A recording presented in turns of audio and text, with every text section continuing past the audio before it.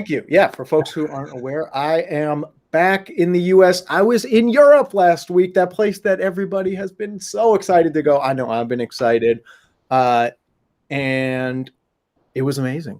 I'm not going to bury the lead here. It was incredible because I'm going to have like a whole big write up on this on Monday on logistically what it was like getting in and what the experience was like. But the long and short of it is it's a like once in a lifetime opportunity right now to be able to go to Europe in the summer without the normal European summer crowds. Like we were in Valencia, we were just hanging out, eating, beach and everything with no crowds, no reservations needed, no, just like it felt like it was just us and the locals, and it was so amazing. And I think that's going to continue throughout the summer, frankly. I'll get into a little bit more during this half hour, but I think this summer is really going to be a special time to be able to visit Europe without the normal types of crowds. So without further ado, thank you. Welcome everybody for being here. Drop your travel questions in to the comments section below or to the side. We're going to try to get to as many as we can. And by SCF law, I have to answer the first question no matter what. So, for Julian, the floor is yours. Yeah, let's go with our good friend Allison. Hey, Allison. She says, "Hey guys, Scott, tell us about Spain. Did you make it?" Surprisingly, yeah, he did. We're not surprisingly, but we were wondering. Willis and I were both wondering last week if you did make it in or not. So I did. I made it to Spain. It was gosh, it was incredible. I mean, look, Spain. I don't need to tell you, it's amazing. You already know. Like Spain is it's just a wonderful country, so delicious, so picturesque, great architecture. We were in Valencia for a while. Everybody talks about the architecture in Barcelona, Valencia. That's where the really, really cool architecture is. The beach there, incredible. Just a wonderful, wonderful trip. Great time to be there because, again, like we mentioned, there just wasn't the crowds that you would normally expect there to be in the sort of iconic European destinations. And that's owing to two things. One, it's owing to the still existing restrictions for Brits and Germans, who I guess make up the lion's share of European travelers in Spain and elsewhere, but who right now aren't really able to visit. And then two, it's made up from the fact that even among vaccinated Americans, there's still a lot of hesitancy of traveling overseas. They did a recent survey of, for folks who have been vaccinated, how comfortable would you feel traveling overseas this summer? Only 25% of people who had been vaccinated said, yeah, I'm comfortable. I'd feel good about it. And so that means that, look, you have an opportunity right now to be able to go visit Valencia, Barcelona, Venice, Paris without the huge throngs of tourists that you would normally expect there. So it's a really special time. We had a blast. Yeah, that's awesome. Second part, Allison says, also still very interested in the weekend flight expert position. Thank you for your interest. That's very excited to see so many applications, and we are still working through those applications. So that's something that we've been just churning through them, but still working on it. You said we got like something like 8. We got 800. Yeah. Within what, two and a half days, maybe 2 days. Unbelievable. I mean, a testament to you all for that interest. And our apologies if we haven't gotten back to you yet. It takes, unsurprisingly, a long time to make sure we go through those. And we want to make sure, look, if you take the time to apply to work at SCF, we want to make sure we're giving due diligence, that we're really, taking the time to look through your application and figure out if it's a good fit. And so if it's taking a little longer than might have hoped, my apologies. That's why. Yeah, there you go. Justina, you answered. Where in Europe? You said Spain. Alexa asks, any word on Portugal reopening? I see Spain is. You are in luck, Alexa. Yeah. Portugal just announced yesterday that they are reopening for Americans. I believe they require a recent negative test, even if you've been vaccinated. I was thinking about it just before we came on. The way that I know the European reopening is in full force right now is I can't remember off the top of my head every single country that is open for Americans, and I can't remember the differing requirements for every single country. Because, like, for instance, in Spain, where I was last week, all I had to show was my vaccine card. Like, I just had to bring that white CDC card, and that was it. Didn't have to get any show any test or anything to get in. But I know if you're traveling to France, for instance, you have to show that proof of vaccination and a recent negative test. So, check your specific country, but Portugal is now open for Americans, and you're going to be able to take that trip. I'm excited for you. There you go. Yeah, the news could not have come at a better time. So that's super exciting. And then KK says, I'm here. Hey, KK. Elizabeth asks, any great LV packages? We live between Seattle and Portland. Scott, do you know what they're asking? I'm not, gosh, maybe my brain is still on vacation time. I'm not 100% sure what you mean by LV packages. So my apologies if so. But hello to a fellow PNW or Pacific Northwesterner. Yeah. Great time of year to be out here. Yeah, I was hoping you knew what that was, but we'll see. Yeah, Elizabeth, if you're, please just let us know what exactly you were asking, and we'll try to get to your question. Justina has some more questions. She asked, did you arrive in Barajas and take that Ave to Valencia?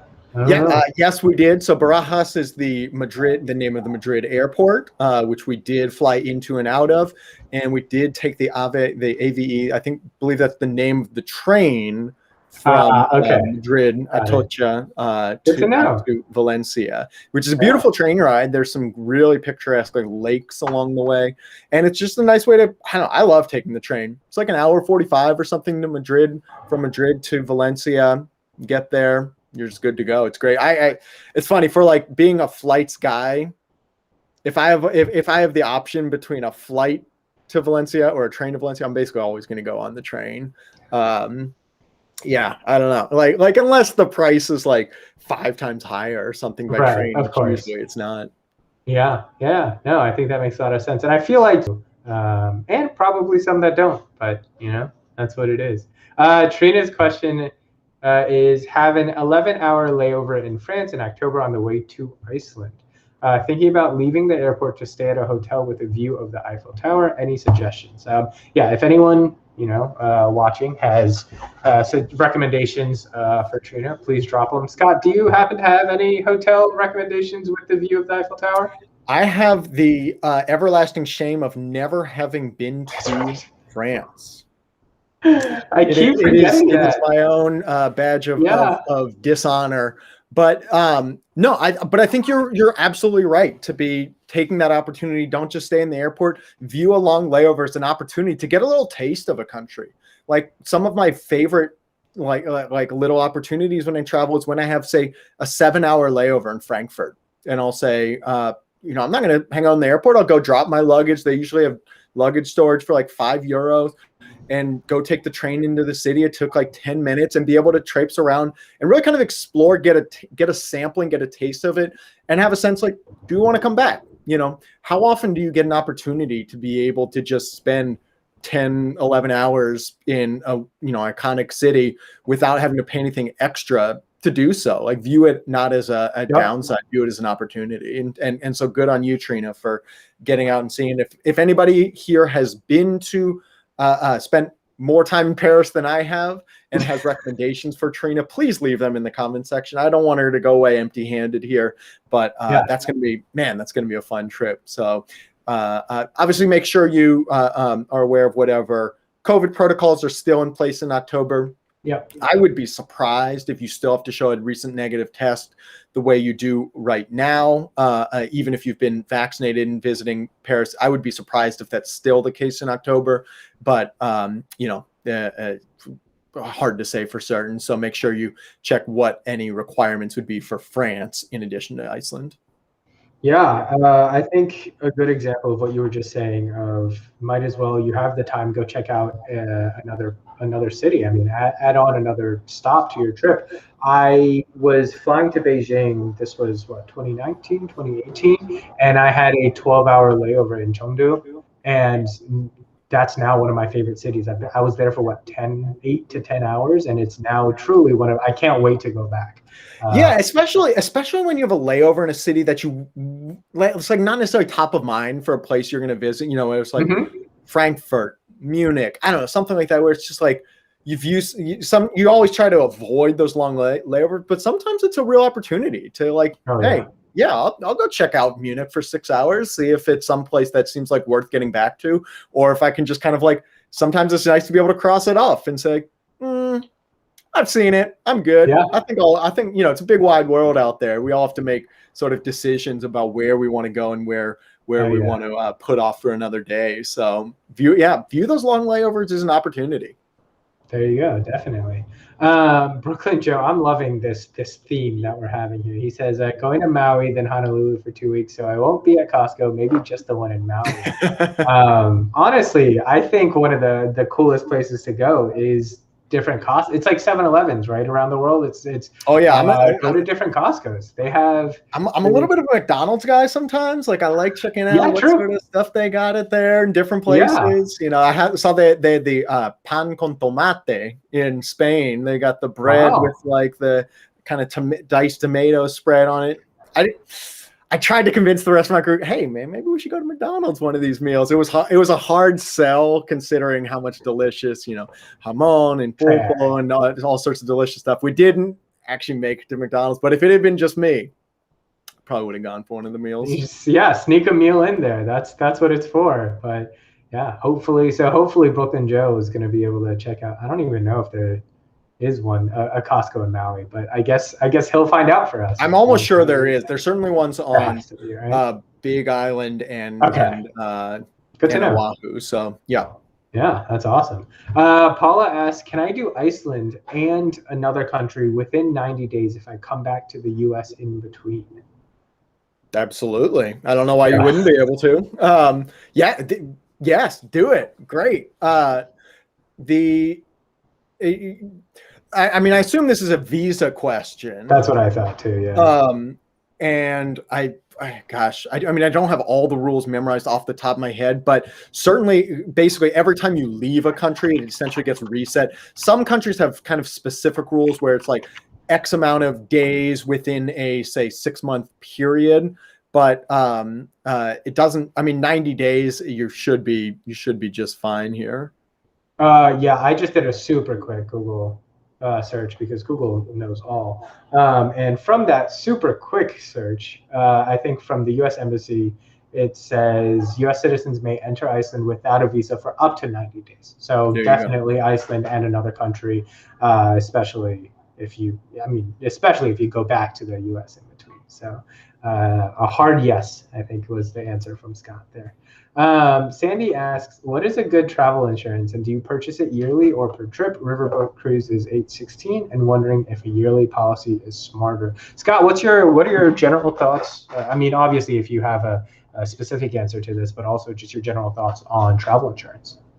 So I'll start out by saying I don't have like specific companies or ones that I've used. I would love to hear from other folks in the comment section if there's a insurance or travel insurance company that you've used in the past and really like. The reason why I almost never buy travel insurance is because the types of because of the insurance that I already have through two sources. One is from the airline and one is from your credit card.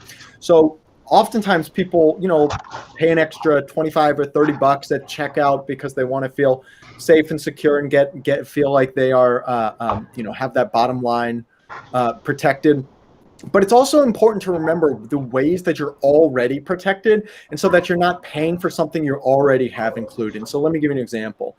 With the airline itself, guarantees basically that, your bag is going to arrive when you check it with them, or that you are going to be able to arrive at your final destination, even if there's a delay or cancellation, and that they will provide usually some amount of compensation, say if there is a big delay, if there's a cancellation, unless it's something by weather, generally speaking, you're going to be entitled to some amount of compensation if they have a big mechanical delay, if they damage your bag or lose it or this or that.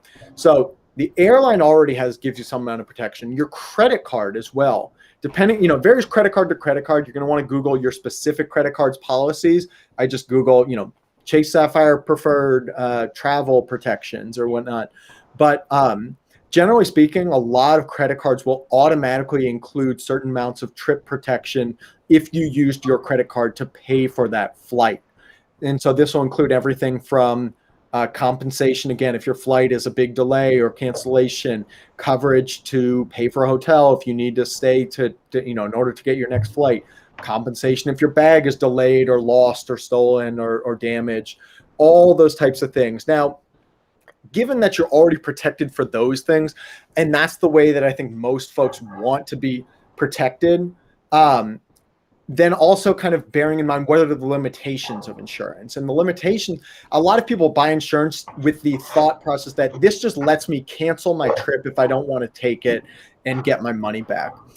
A lot of people are in for a really rude awakening if they buy insurance in the hopes that it just gives them their money back if they decide they don't want to travel anymore, because that's generally not what insurance will do. You had to buy a much more expensive cancel for any reason insurance, which even then only gives you like 75% of the ticket cost. Again, it's expensive to purchase. So it's not a sort of get out of jail free card insurance. Now, there are specific situations where I think it can be very useful. For instance, if you are taking a cruise and you it leaves out of Fort Lauderdale and you live, let's say, in New York and you need to fly down to Fort Lauderdale to catch the cruise, buying insurance on the cost of your cruise can really be useful, because if the flight down there gets delayed or canceled or something and you miss the boat, they're not going to hold it for you. Like the cruise is left. And so making sure that you're not left with the money out of pocket for something that you weren't able to take advantage of, that can be a situation where travel insurance really can be helpful. But that having been said, your yearly or per trip, I would probably go per trip would be the way that I would approach it, again, just because of those sorts of ways that you're already protected in mind. But other people might have different opinions here. At the end of the day, I think travel insurance is something that comes down to kind of a personal comfort thing. How comfortable are you with a certain amount of risk? What are you hoping to get insured for? And what is the likelihood you'll actually need to take advantage of whatever insurance product you're purchasing? That's the way that I think about it. If anybody has any specific recommendations, I saw somebody recommended Insure My Trip. I know World Nomads is on there as well. If anybody has any others that they really have had a good experience with, let us know in the comments. Yeah, there's my windows are open right now, so there's two flies that just came in and just decided to land on my computer screen. So if I'm looking around, that's what's happening there. If anyone happened to notice or was wondering. Brian's question, it says, I have a reservation for a COVID-free flight from Miami to Newark to Milan on United, trying to figure out which tests I need. Scott, do you know the COVID requirements and testing for Italy? My recollection is that you will basically need to get a recent negative test in the US, and that you'll also have to take a test upon arrival in Italy. Now, what I would do here is the Points Guy website had a great article. Katie Genter recently took one of the very first COVID-free flights, I believe, to Milan, and had a great sort of summary of everything that was required, pictures along the whole way. I would just Google, the Points Guy COVID-free flight, and you'll be able to get that thing. The airline will also make sure, that they'll email you, they'll send you everything you need to know about what specific tests you'll need and how to get them, because they are on your side in this sense. Like, they want you to get these tests. They want you to be following the protocols. They're not like leaving you hanging on your own, because it's not good for them if you show up and you haven't gotten the test that you needed for this flight. Yeah. Marilyn asks, I booked a flight with Delta, and they later changed the flight to arrive an hour later. It makes it a lot more inconvenient for us. They would not put us on an earlier flight to fix the problem. Is there anything I can do? What I would do in this situation. So typically when an airline does a significant schedule change, that gives you the opportunity to either A, get a refund if you want no longer want the flight, or B, switch to a more convenient flight. Now, the issue in this case is what is a significant schedule change? And it varies airline to airline. Typically, you can say about 2 hours is the threshold for what would be considered significant. Again, it varies airline to airline. But what I would do in this situation is that even if it didn't necessarily hit the Delta threshold for what's considered significant, I would take advantage of this strategy we call hang up, call again. I saw somebody mentioned in the comment section, HUCA, hang up, call again. And the reason why is that airlines have call centers with thousands and thousands of agents, and each of those agents has a certain amount of discretion to either grant your request or deny your request. And so in this situation, maybe, the first person you called, maybe they just were having a bad day. They just decided you didn't deserve to have this problem rectified. So they said no. But rather than assuming, oh, this means I'm never going to get it. Hey, thanks, appreciate your help. Hang up, call again, because you're going to get patched through to another agent who you can plead your case to again. And maybe this second agent will say, yeah, we can switch you to a different flight. Make sure you have a good, like I would come with a good story. Don't be a jerk, be nice. Honey attracts more flies than vinegar. But, explain, oh gosh, I work, I've got kids. Like there's this reason why we can't, this new flight time really doesn't work for us. And see if the new agent will hook you up. And if they don't, hey, thanks, appreciate your time, hang up, call again. I usually, will make a request 3 times before and only if I'm told no 3 times in a row will I start to accept, okay, I might not be able to get this request granted, but I certainly wouldn't take no once for an answer. Yeah. When you said hang up, call again, I've seen that acronym before, and I feel like I knew it, but at that moment I was like, what does that stand for? And I was like, oh yeah, that makes a lot of sense. I can see John's a veteran in the AVG world. Like it. Oh yeah, that's also what I was going to say. I just love, like, whenever someone has a question, like the amount of follow-up questions or the help and recommendations that other people that are watching are giving. I absolutely love that. I appreciate every one of you. That's honestly so helpful, because it's not just Scott and half of me sometimes giving a good answer and helping. It's a lot of different people, and that's what you want. I feel like that's awesome. Next question comes from Shelly. But to start off, Shelly, her second comment says, love your book, by the way. So that's awesome. Thank you, Shelly. I appreciate that. Her question is, hi, guys. We are currently trying to rebook a flight with Lufthansa. Are there any sites that focus on finding cheap airfare on only one airline? Also, they're limiting me on booking options and won't give me online specials. Any workarounds to finding the best fares? Generally, so I'm in a similar boat, working to help try to family member get a different flight because their flight schedule keeps changing, and making sure that they have a good connection time and all on their way to Europe. The way that I've been going about it is basically just to search on Google Flights and then really kind of narrow the parameters. So I'm saying, airline is just Star Alliance. I'm saying that I'm limiting what the times are or the duration of layovers. And then the last thing is, assuming this is a situation where they change the times of your original booking, just ignore the price on whatever it says on Google Flights, because when they change the times of your original flight, that essentially gives you a get out of jail free card to switch to a different flight without having to pay the cost or difference.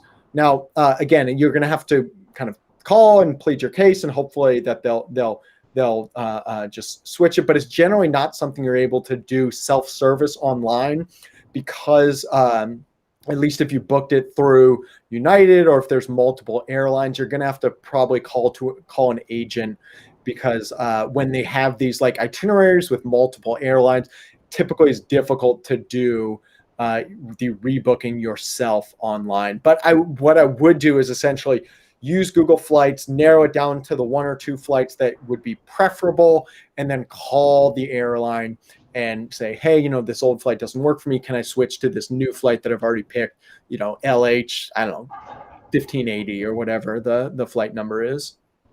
Yeah. I just really like Heather's comment here. We were talking about like the McDonald's and Costco's and stuff. Also, thank you for everyone who was telling me that there is a Costco in Maui, because now I know. The more you learn. Heather says, love checking out the stores at McDonald's to see the different things they have. In Paris, I went a few times at night on the way back because it was the only thing open. This is my favorite part. And she goes, and McNuggets is the same in any language, and I love that. That's traveling right there. Chicken nuggets are my weakness. I don't think I've ever turned down a chicken nugget in my life. So this is why I try to stay away. It's a mental battle. Once they're in front of me, I'm weak. Yeah. That's I mean, yes. I'm just gonna, I agree with you, and I can talk about nuggets for a while, so we can just move on. You know, I don't know if it's still open, but do you know in New York there's a restaurant called the Nugget Spot? You actually told me about this before, like a while back. Yeah, I love talking about nuggets. Yeah, I guess so. I have not checked it out. I will see if they're still open, because that does sound like something that would interest me. So if anyone here knows if that spot is still open, what is it? It's called the Nugget Spot? At least it was when I went there, like, gosh, 8 years ago. But it was slamming. It slapped. There you go. That's good to know. And if anyone has any other nugget recommendations other than McNuggets, drop them in the comments. Scott, you want to do 2 more questions? Yeah. Here? Okay. Kevin says, would you rather fly LA to San Diego for 45 minutes or a train for 2 hours? Both are roughly the same price. Me, I'd rather take the train for a couple reasons. I mean, one, when you factor in the sort of airport, time through security and all this and that, sometimes it can work out pretty comparably, especially considering the train, assuming you're going to be going somewhere in the vicinity of downtown where the trains tend to go in and out of. Oftentimes you'll end up being about the same time, if not actually being quicker by train. But then also, I don't know, in my middle age, I'm becoming so like just such a wuss about turbulence. I'm like sitting there just like white knuckling and I feel like really self-conscious about it, being like the cheap flights guy. Yeah, I was gonna say, but turbulence, I can't handle it. But like, this is one of the reasons why, like, if I've got the same amount of time between and the same price between a plane or a train, I'll generally take the train. Also, I don't know, I like the views. Like, trains are beautiful. I love the views too from airplanes, don't get me wrong, but of course. I fly a lot more than I get to take trains, and so it's generally a more comfortable experience on the train itself. Yeah, Allison says the train from LAX to San Diego is amazingly beautiful. I feel like I would do that too, unless I was in a time crunch.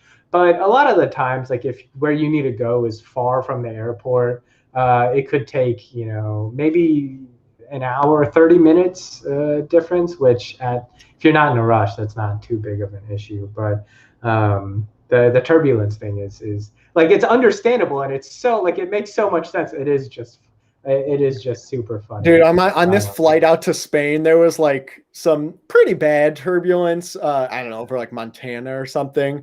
And my wife and I looked at each other like, we really need to update our wills. Like what are we doing here? This is horrible. Like, oh man. I think I've seen so many like jokes or tweets or whatever. It's like, you can understand turbulence, you can understand, wind, weather pattern, whatever, all of that stuff, but all of that goes out the window when there's turbulence. Like it's just, yeah. Turbulence is, other than, I think what Greta says, I love turbulence, but I will say you're an inspiration, Greta. I wish I could. I feel like I handled it much better when I was younger. I don't know, something about my middle age, I'm just like became so weak about it. There you go. And with Greta's comment there, she can she can get the last question of today. Greta asks, hey, will you be on Clubhouse anytime soon? Oh, I would love to hear from other folks if you'd like us there. We tried it out once. It was all right. It was all right. I don't have a sense like if it's useful, helpful, better than this or otherwise. But look, if there are a lot of people who would prefer to hear from us and not see us, maybe who am I that's to stand in the way there? Yeah.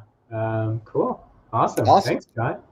Thanks, everybody, for your great questions. We're going to be here every Wednesday at the same time. So if we didn't get to your question today, my apologies. We're going to try to get to it next week.